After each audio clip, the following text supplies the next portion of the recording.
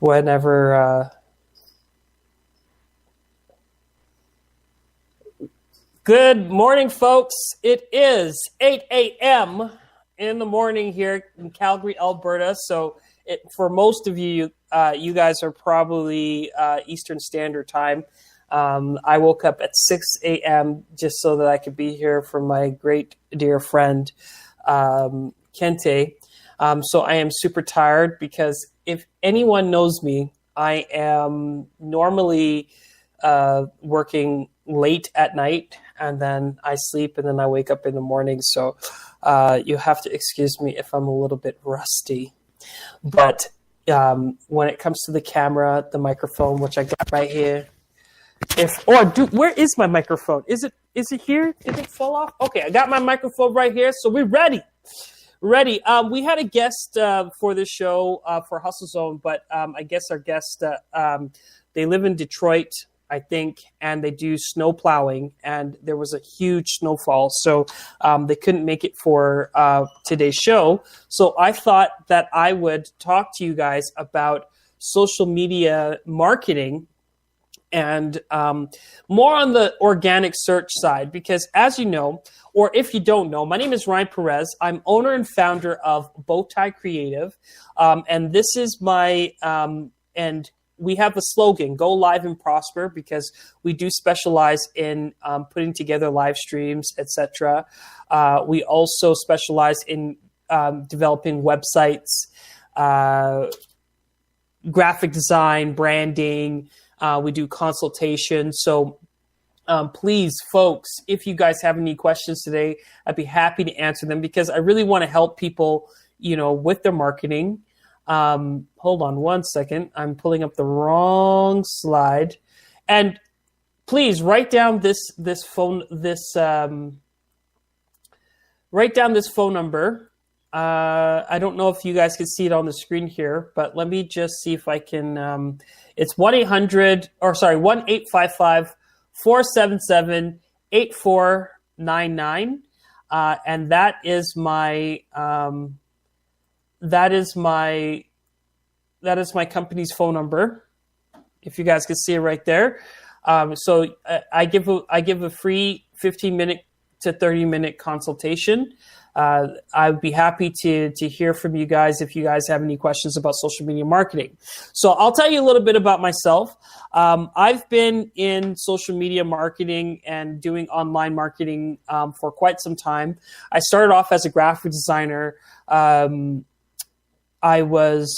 believe I was 17 years old when I started doing graphic design, and then 16 later, I have a full-fledged marketing company, and I've been freelancing for all this time and started my business full-time 5 years ago. We're going on our 6th year, and I've always been on the edge of social media, always trying to figure it out, always trying to find new ways of putting myself out there and helping my clients do the same. And what's so funny is that I never got a college education. All my education was online, taking online courses and whatnot. But a lot of it was me just testing things out on my own. And that always gave me the advantage. And anyone that knows me knows that I'm always testing. I'm always putting something new out there. I'm always changing my name or changing something just because I want to see how things work, and I want to see how people interact with my brand. The recent growth hack, I could say, is Instagram. Instagram is a really powerful tool right now, and I found myself migrating over to Instagram because Facebook algorithms changed. If anyone knows the Facebook, they just they implemented their Facebook Live feature about 2.5 years ago, right after Blab, and Blab is a social media platform. It died, and that's how we were all kind of going live. Once that died, we all flocked to Facebook, and then Facebook realized too much content marketers, and they changed the algorithms. And I had a show called The Hustle Zone, which was mainly for entrepreneurship. And because I was a marketer, internet marketer, the algorithms kind of fished me out, and all of us internet marketers started to see a decrease in our engagement, and which I found was interesting. And I was trying to see how I can capitalize on Instagram, how I could use my video features, how I can use my video editing skill sets, and how can I engage people on Instagram. So one of the most interesting things is that, my demographic at the time was, white male between 35 to 45, or even, older than that. They were entrepreneurs, and they really liked the fact that it was called Hustle Zone. I know the word hustle to be, something that I grew up with because I'm an MC, and, hustle is very much a hip hop word. And, a lot of these guys, especially from Florida, love the word hustle because, that's what Gary Vee uses. Gary Vee popularized the word to mean, just getting that money. And so I had all these people in my lives exchanging information, etc. And it was great. And I would come in and I would motivate people. And maybe I've seen some of you guys in my life. I know I've seen Patricia. And I want to say hi to everybody in the room, Curtis, Kente, all the people that I've known. You guys know I've been doing this for quite some time. So, yeah. Leah's in the house. She says that I love IG, one of my favorite platforms for business. I've been hustling since birth. So I guess what was very interesting, and this is why I want to do this podcast. I did this podcast already. I did this podcast already with a specific group on Facebook, but I really want to share this information with you. So you guys are going to have to hear the long-winded presentation because it matters. Okay, you see, I'm going to teach you guys how to really elevate your profile on Instagram. It's not going to be for everybody, and some of the things that I'm going to say is going to be, it's going to let some people down, and it's going to lift some people up. And I'll explain why I'm saying that in a bit. But I really wanted to capitalize on that group, the entrepreneur group. These are the guys. I had 5,000 friends on my Facebook. I was probably getting maybe 10% to 20% yield of engagement. And when the algorithm started shifting, I started seeing less and less people show up on my lives. And I was really disappointed, but I was like, you know what? I told people 2 years ago or a year ago that I was going to get off the platform and go elsewhere. So I tried YouTube, and I did very well on YouTube. And I tried Periscope, didn't do well on that.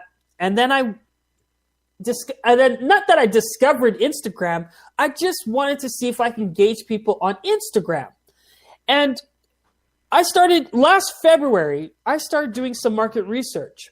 Now, I would recommend, if you guys are, before you even start marketing yourself on Instagram, get a load of your friends. Look at what your friends are liking, because that was the one thing that I did, is that I noticed, and I never really noticed it before, because when you're on Instagram, it shows you who you like, it shows you what you're liking and who's liking your content.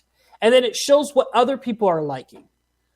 And that's a tab, like just if you click on your notifications on your phone, there's a tab that shows what your followers are doing and who you're following. I don't know if it's who you're following or what your followers are doing, but regardless, a lot of the people that I was following at the time with my Hustle Zone brand was the demographic was white male, 35 to 45. They all were, most of them were from Florida. Most of them like Grant Cardone, Gary Vee, a lot of these big motivational speakers. A lot of them were into coaching. A lot of them were into mindset coaching and whatnot. And I'm going to tell you, hey, Leah, and I'm going to tell you what I discovered with my market research, because I wanted to get a really good grasp of who these people were. And so I looked at what they were liking, and that changed everything for me. It changed everything, because anytime that I tried to advertise, actually pay for advertising, I never really got a high yield for my advertising. And I'm like, why? What's going on? How come I'm not, like, I have a good large audience. I am targeting the right people.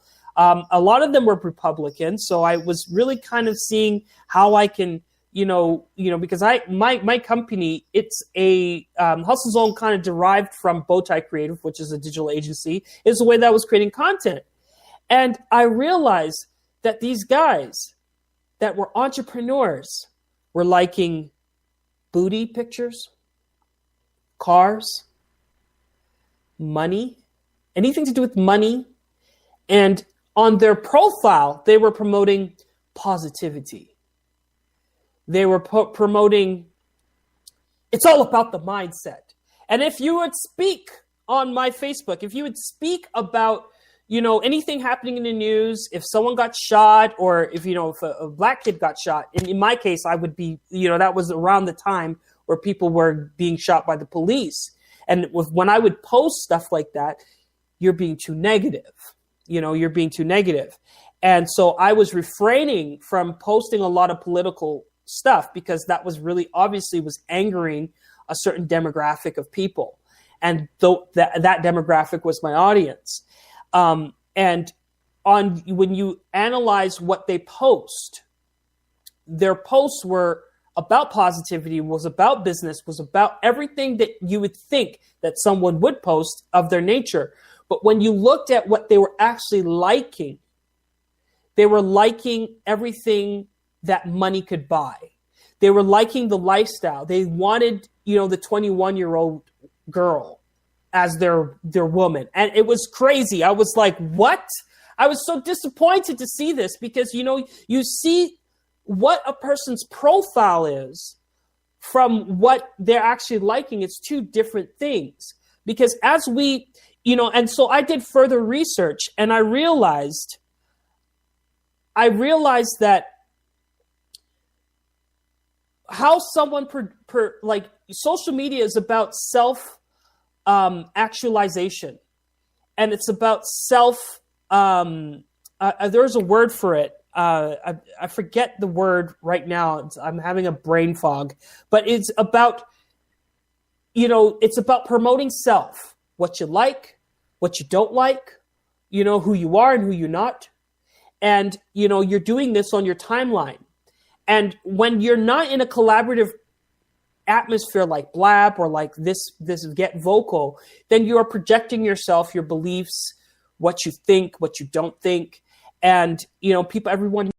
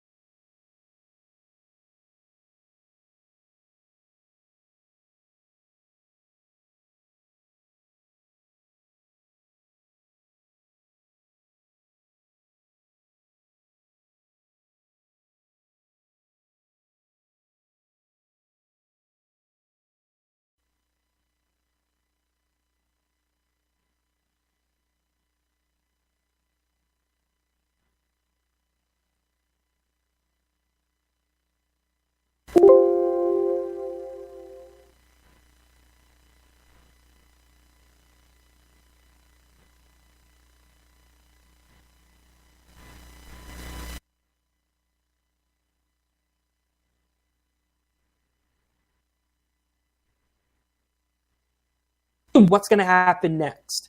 So the more you click, the more you like, the more you do things on the net, the more it starts to understand who you are as an individual.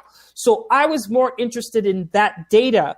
And it was so interesting that the white 35 to 45-year-old man who was successful, who was a successful business person, wasn't liking Gary Vee, wasn't liking Grant Cardone. They were liking women. They were liking golf. They were liking activities. They were liking gossip. And it was like, boom, it was mind boggling. You know, me being a marketer, it was, you know, it was like I was been sold the lie all this time. And so I really had to sit back and really think, I had to ask myself, I'm like, well, why is it? Why do they like these sort of things? And I'm like, oh, that makes sense. That when you have a lot of money, you're not wanting to get coaching from anyone. You want to spend it. And I tell this story to everybody. It's that people, when they have the money, you've probably heard people say, and tell me, folks, put a number 1 in the comments if you guys are getting me so far. Put a number 1. I want to hear. I want to see some response here. And I'm going to be reading the questions in a second. But what I realized is that, you know, when people have money,